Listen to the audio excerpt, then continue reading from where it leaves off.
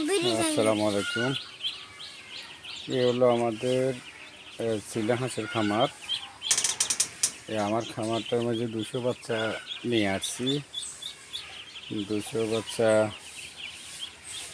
এখন একটু আলাদাভাবে ফাঁকা ফাঁকা করে বড় জায়গায় দিয়েছি।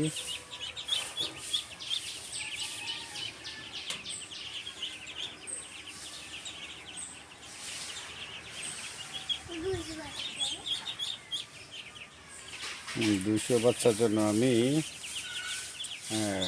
চারটা দেখেন 4টা খাদ্যের থাল ব্যবহার করছি, আর 5টা পানির পাত্র ব্যবহার করছি। আর রাত্রেবেলায় এইখানে থাকে তুষ দিয়ে রাখছি নিচে, যেন ঠান্ডা যেন না লাগে। আমার ঘরটা হইলো আপনার ছাদের উপরে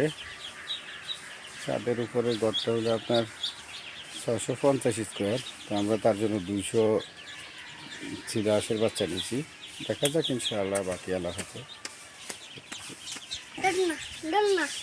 সবাই দোয়া করবেন যেন আমার বাচ্চাগুলো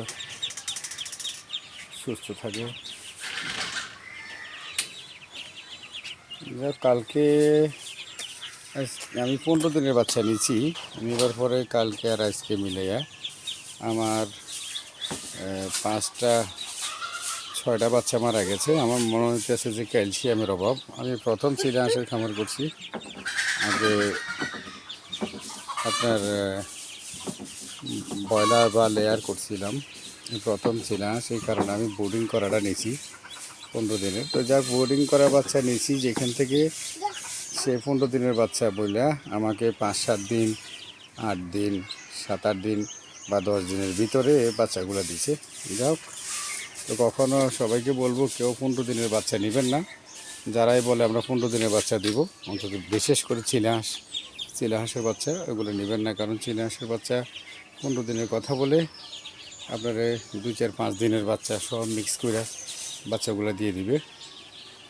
যা হোক, আমার মনে হইতেছে যে ক্যালসিয়ামের অভাবে একটু হাঁটা বসে যাইতেছে। 2-1টা বাচ্চা হয়তো দুর্বল, আর অনেক জার্নি করে আসছিল। কালকে প্রথমে লাইসিবিট দিয়েছিলাম, আজকে একটু গরম পড়তেছে, গ্লুকোজ দিবার চিন্তা ভাবনা করছি, বা লেবু রস দিবার চিন্তা করছি। বাকি আল্লাহর হাফেজ।